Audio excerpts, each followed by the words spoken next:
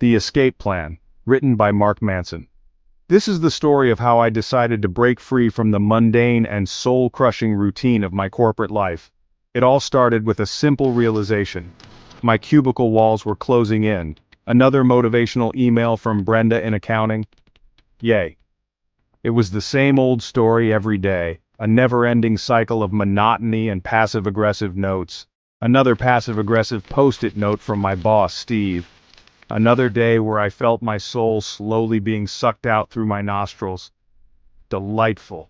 I couldn't help but wonder if there was more to life than this. I needed an escape, a way out of this corporate hellscape.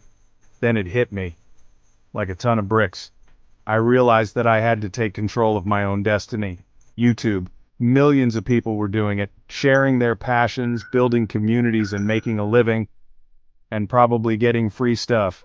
It seemed like the perfect platform to express myself and connect with others. Why not me? I could be funny, I could be insightful, I could be, well, something other than Steve's personal paperclip retriever. Seriously, Steve? I had so many ideas and stories to share, and YouTube could be my stage. The idea took root. I could finally quit my job, tell Brenda and her motivational quotes to shove it, and become the master of my own destiny. Take that, Brenda. It was time to take a leap of faith and pursue my dreams. All I needed was a camera, a dream, and a complete disregard for the crushing weight of statistical improbability. Easy, right? It was a daunting task, but I was determined to make it work. This was it. This was my ticket out. All aboard. I was ready to embark on a new journey, leaving behind the corporate grind and embracing a future full of possibilities. My days were a symphony of beige. Beige walls, beige carpet, beige coffee that tasted like despair. The only splashes of color came from Steve's collection of novelty ties, today's theme endangered species, and the occasional paper cut from Brenda's passive-aggressive post-it notes. The work itself was soul-crushingly dull. Data entry, spreadsheets, meetings where we discussed the spreadsheets for the data entry. I felt like a cog in a machine, and not even a particularly important cog. More like one of those tiny screws you lose and then your desk chair collapses. The worst part? The crushing realization that this was it. This was my life. Unless I finally took the plunge. YouTube called to me, a beacon of hope in the beige wasteland of my existence. I'll admit it, I was naive. I thought starting a YouTube channel would be easy. Just hit record, be myself, and watch the subscribers roll in. Right? Wrong. So wrong. First, there was the technical side. Video editing software looked like something NASA used to launch rockets. Lighting was apparently a thing, and my apartment had the luminosity of a vampire's basement. And sound? Let's just say my upstairs neighbor's tap-dancing poodle deserved an Emmy nomination for its guest appearance in my first few videos. Then, there was the content itself. What was I even going to talk about? My life was a masterclass in mediocrity. My hobbies included overthinking and staring blankly into the abyss. Not exactly YouTube gold. One crucial decision plagued me early on, to show my face or not to show my face. That was the question. On one hand, anonymity was tempting. No awkward on-camera introductions, no judgment from friends and family who stumbled across my channel. On the other hand, could I really build a connection with an audience while hiding behind a digital mask? Then there was the voice thing. My voice, I'd always thought, was perfectly normal. That is, until I heard it through a microphone. Suddenly I sounded like a prepubescent chipmunk with a head cold. I imagined the comments. Is this guy using a voice changer? My ears are bleeding. So I settled on a compromise. Faceless, but not voiceless. I'd narrate over gameplay videos, create animations, anything to avoid exposing my true, chipmunk-like self to the world. Section 5. The Price of Dreams. Spoiler, it's not free.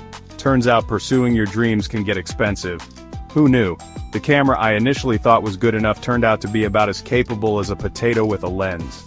The microphone I bought to mask my chipmunk voice picked up every siren, car alarm, and stray dog bark within a 5-mile radius. And don't even get me started on the editing software. After hours of tutorials, I finally managed to splice together a semi-coherent video. The sense of accomplishment was short-lived, however, when I realized my free trial had expired, and the subscription cost more than my monthly grocery budget. The dream was starting to feel a lot like a very expensive hobby. Section 6. Content Chaos. From makeup tutorials to Minecraft Let's Plays.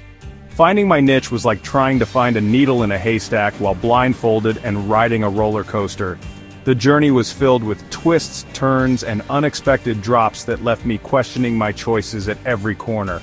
I jumped from one content idea to another with the desperation of a squirrel trying to find a nut before winter. Each new idea seemed promising at first, but quickly turned into another dead end. First, it was makeup tutorials. I thought, how hard could it be? Turns out, applying eyeliner with the precision of a brain surgeon is harder than it looks, especially when you're a dude with the hand-eye coordination of a newborn giraffe. My attempts were laughable at best and downright scary at worst. Then came gaming videos. I thought I could be the next big thing in the gaming world. My Minecraft Let's Plays were less let's play and more let's watch this guy wander around aimlessly and get repeatedly killed by creepers. It was a comedy of errors, but not the kind that attracts subscribers. I tried it all: cooking shows, disaster, where my kitchen looked like a war zone after every episode, travel vlogs, filmed entirely within my apartment, where I pretended my living room was an exotic destination, even a short-lived attempt at ASMR, let's just say whispering sweet nothings into a microphone, is not my forte. My whispers were more creepy than calming. Each failure chipped away at my confidence, leaving me feeling lost and directionless. It was a humbling experience, but also a necessary one.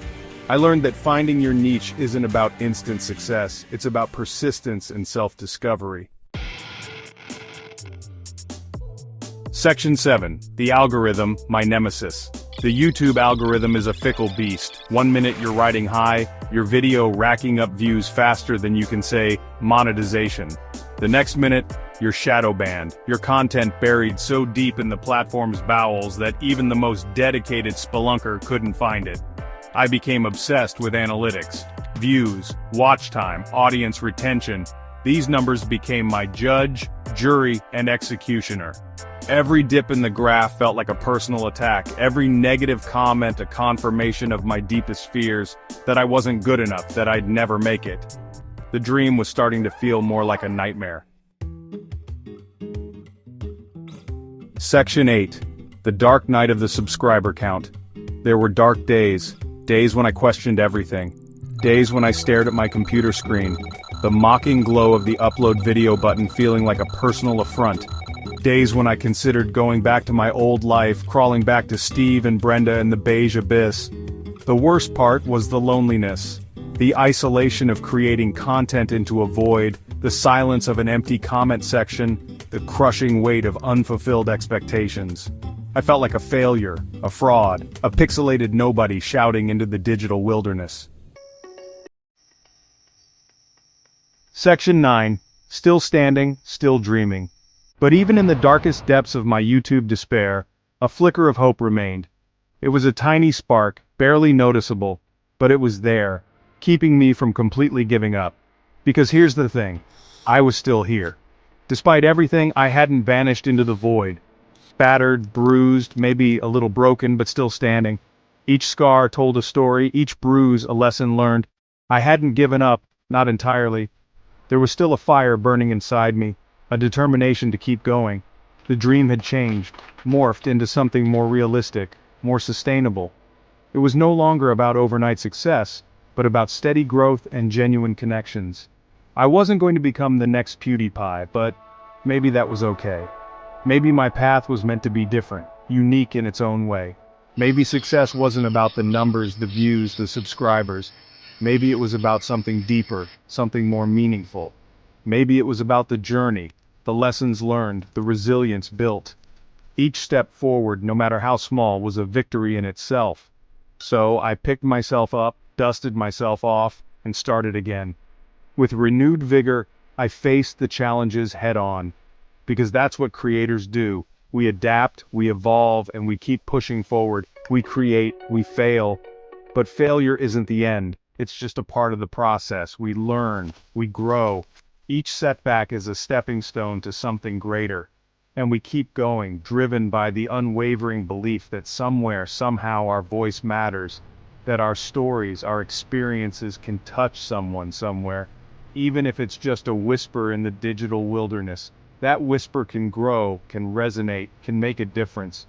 But what lies ahead? Stay tuned for part 2, where the journey takes an unexpected turn. The adventure is far from over.